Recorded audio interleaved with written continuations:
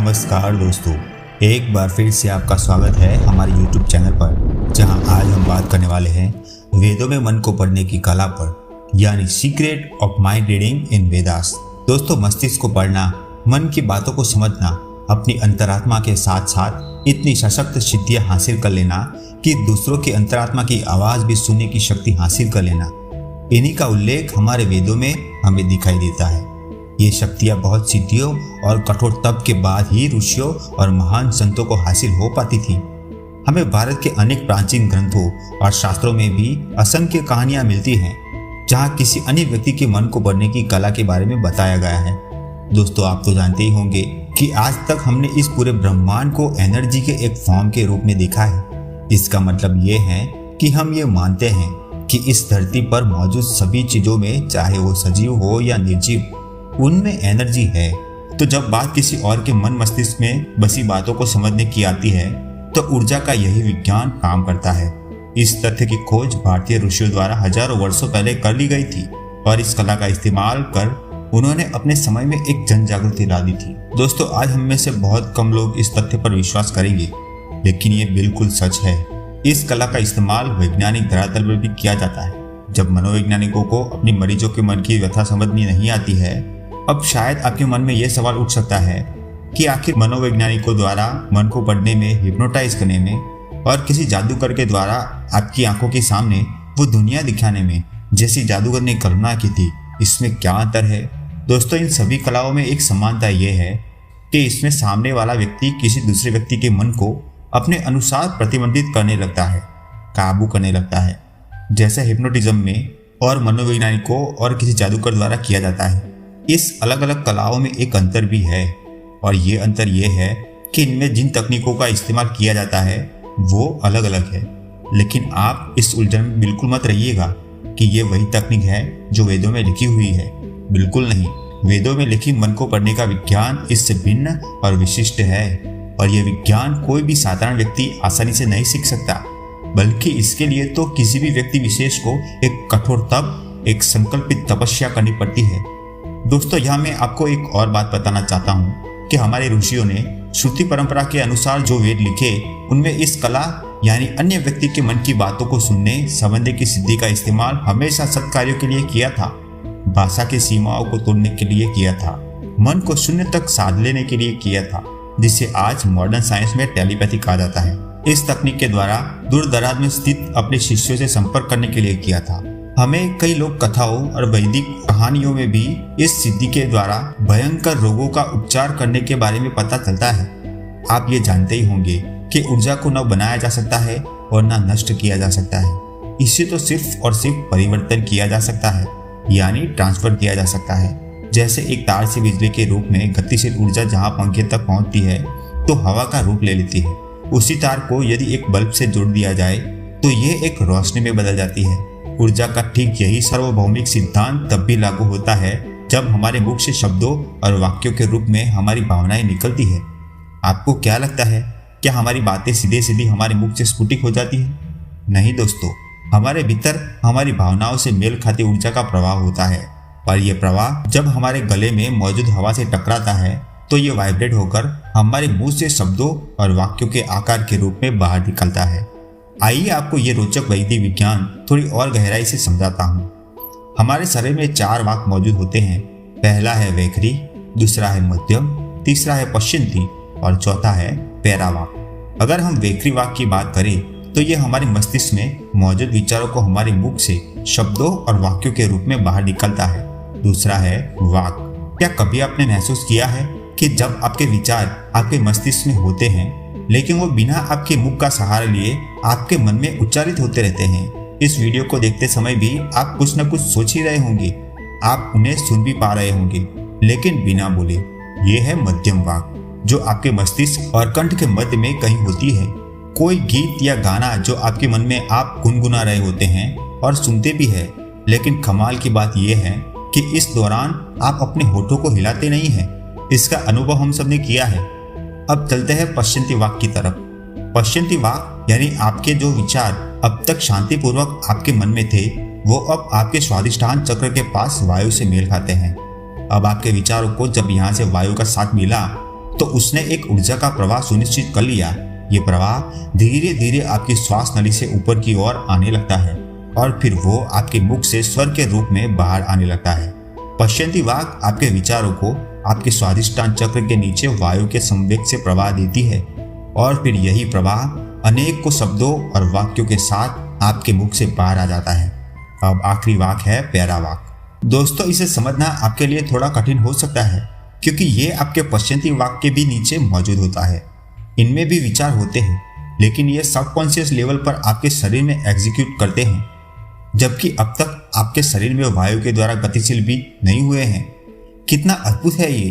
बिना वायु के संवेग से जब प्यारा वाक अंतर्गत आने वाले विचार आपके शरीर से संचारित होने लगते हैं, लेकिन यहाँ गौर करने वाली बात यह है कि एक साधारण मनुष्य इसका एहसास कभी नहीं कर सकता। साधारण से मेरा आशय उन लोगों से है जो आध्यात्म से दूर है, जो आस्था से दूर है, जो विश्वास की डोर से बंधा हुआ नहीं है और उसे महसूस भी नहीं कर रहा है। लेकिन अगर आप एक एनलाइटेड व्यक्ति की बात करें, आप आध्यात्मिक हैं या आप योग करते हैं, तो आप व्याघ्री वाक को महसूस कर सकते हो, जिसे हम प्यारा वाक कहते हैं। साथ ही उसके नीचे मौजूद सभी 3 वाक को भी आप महसूस कर सकते हो। हमारे शरीर में मौजूद इन्हीं वाक्यों से अन्य व्यक्ति के विचारों को समझने की कला हमें वेदों में भी मिलती है। इसकी सिद्धि अत्यंत कठिन है और इस सिद्धि पर विजय प्राप्त करने का अर्थ है कि उस व्यक्ति में अब इतनी शक्ति आ गई है कि वो अन्य व्यक्ति के मन की बातों को बिना उसके बोले भी सुन और समझ सकता है। इस कला पर विजय व्यक्ति अपने वाक सहित अन्य व्यक्ति के वाक से निकलने वाले विचारों को समझ लेता है और उसके द्वारा सोचे गए विचारों को सुन सकता है। ठीक वैसे ही जैसे हम भी अपने कुछ विचारों को बिना बोले सुनते रहते हैं। महादेव ने अपने सप्त ऋषियों को मौन अवस्था में ज्ञान दिया था। महादेव से महान योगी आज तक नहीं हुए और स्वयं महादेव ने जब मौन रूप में ज्ञान का संप्रेषण किया तो इस कला को भारतीय योगी प्रणाली के अनुसार विशेष पहलू के रूप में स्वीकार कर लिया गया। इसके बाद कई ऋषियों ने ध्यान अवस्था में ही अपने शिष्यों का मार्गदर्शन किया और उन्हें सही मार्ग दिखाया। इस कला से उन्होंने अपने शिष्यों में सद्विचारों का प्रवाह किया। दोस्तों, ध्यान कुछ लोगों के लिए सिर्फ मन को शांत करने की एक तकनीक हो सकती है, लेकिन ये समझना गलत हो सकता है। सच्चाई तो ये है कि ध्यान एक अनुभवी व्यक्ति के लिए अपने मन को खाली करने और अंतर मन में समाते रहने का एक शस्त्र है। दोस्तों, मस्तिष्क को पढ़ने की ये विशिष्ट कला आज भी जीवंत है और भारतीय ज्ञान परंपरा का ये अभिन्न पहलू आज भी कुछ सिद्ध योगियों द्वारा मन को साधने के लिए, मन को शून्यता में ले जाने के लिए प्रयोग किया जाता है। इसकी तुलना किसी जादूगर के द्वारा दिखाए गए जादू से करना सर्वथा अनुचित है, गलत है। किसी जादूगर के द्वारा आपके मन को वश कर दिखाया जाने वाला जादू भी एक कला है और इसे भी सीखा जा सकता है, लेकिन ये हमारी प्राचीन ऋषियों द्वारा लिखे गए मस्तिष्क को पढ़ने की कला से बिल्कुल अलग है। मैं इन दोनों कलाओं का सम्मान करता हूँ और भारत ने इस विश्व को दी इस अमूल्य कला को प्रणाम करता हूँ। वो सिद्ध योगी जिन्होंने आज भी भारत की इस प्राचीन कला को संरक्षित रखा है, उन्हें मैं अपने और आपके परिवार की ओर से अभिनंदन करता हूँ। मैं जानता हूँ कि सशक्त भावनाएं हमेशा इस ब्रह्मांड तक पहुँचती है और हमारे ये विचार उन सिद्ध योगियों तक भी पहुँचते हैं और उनके आशीर्वाद से हम सब अपने जीवन में आगे बढ़ते रहते हैं। ऐसी मंगल कामनाओं के साथ मैं आप सबको भी इस कला को जीवंत रखने का आग्रह कर रहा हूँ। ये कला कई मायनों में हमारे लिए भी जरूरी है, इसलिए इस विषय पर वीडियो बनाना मुझे जरूरी लगा। अपने जीवन में हमें कई बार ऐसा लगता है कि काश हमें उसके मन की बात पता चल जाती या काश मैं ये जान जाता कि वो क्या सोच रहा है। आप पुराने समय के लोगों को देखिए, बिन कहे भी बखूबी अपनी बातें बयां कर देते थे।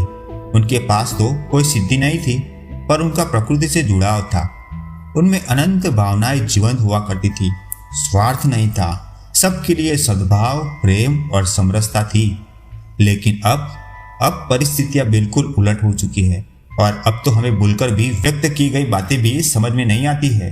तो मन की बात समझना तो दूर की बात है, लेकिन मुझे लगता है कि शायद हमें एक बार फिर से इस परंपरा को जीवंत बनाए रखने की जिम्मेदारी लेनी चाहिए।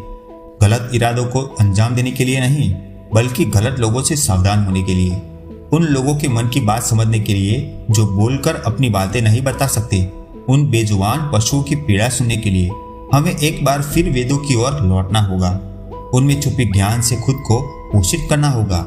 एक बार फिर अपने कदम प्रकृति तक वापस खींचने होंगे और उस प्रकृति को भी सुनना होगा। मैं आपको इस कला का एक सिद्ध योगी बनने को नहीं कह रहा हूँ, क्योंकि मैं जानता हूँ कि आपके ऊपर बहुत सारी जिम्मेदारियां हैं, लेकिन आप इस कला का इतना परिचय तो जरूर रखें कि जहाँ जरूरत हो आप वहाँ संवेदनशील बने और जहाँ आवश्यकता हो वहाँ सावधान। इस कला से जुड़ने का सबसे पहला तरीका ये है कि मंत्र ध्यान से मेडिटेशन करना। मंत्र जरूरी है मन को एकाग्र करने के लिए। प्रत्यक्ष अनुभव के साथ हम मंत्रों का जाप करते हुए अपने मन को शांत और सकारात्मक बनाते हैं। इसके लिए पहले आपको अपने दिमाग को शांत करना होगा, ध्यान लगाना होगा। दिमाग को शांत करते वक्त अपनी सांसों पर ध्यान केंद्रित करें और अपने मन को खाली करें। फिर मंत्र के उच्चारण से अपने दिमाग को ट्रांसलेट में ले जाए और धीरे धीरे अपने मन को स्थिर करें। आइए ध्यान को केंद्रित करने के लिए कुछ आसान मंत्र समझते हैं। सबसे पहला और पावरफुल मंत्र है ओम। ओम के जाप से मन स्थिर और शांत होता है।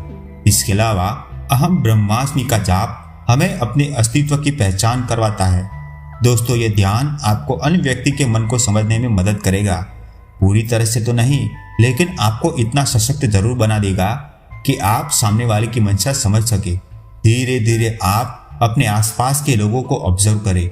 उनकी बॉडी लैंग्वेज कैसी है, उनका व्यवहार कैसा है, उनका फेस एक्सप्रेशन कैसा है, आपके वातावरण की एनर्जी कैसी है, उसे महसूस करें। जैसे प्रकृति का सौंदर्य या मंदिर का पवित्र ऑरा। इस तरह संकेतों को समझिए, जैसे हर्ष, व्याकुलता या शांतता जो हमारे मन को दिखाई देते हैं। दोस्तों, आइए हम सब मिलकर इस कला को बचाने की जिम्मेदारी ले। एक पहल करें भारत की इस प्राचीन ज्ञान परंपरा को जीवंत बनाने की। अंत में दोस्तों, मैं बस इतना ही कहना चाहूंगा कि हमें याद रखना चाहिए कि मन मस्तिष्क को पढ़ने की ये कला कोई मैजिकल पावर या सुपरनेचुरल शक्ति नहीं है, बल्कि ये तो एक प्राकृतिक तकनीक है जो वेदों में लिखी गई है। ये कला मेहनत और अभ्यास से प्राप्त होती है। ये वैदिक कला या वैदिक शक्ति भारतीय ऋषियों में मौजूद थी, जो आज हमने बखूबी जानी। इसके साथ दोस्तों, अब मैं आपसे अलविदा देता हूँ और आशा करता हूँ कि शायद मैं आपको इस विषय पर समझाने में सफल रहा होगा। अगर हाँ है तो आप अपने मन के विचार कमेंट बॉक्स में ज़रूर पहुँचाइएगा। इस वीडियो को अंत तक सुनने और देखने के लिए आपका बहुत बहुत धन्यवाद। नमस्कार।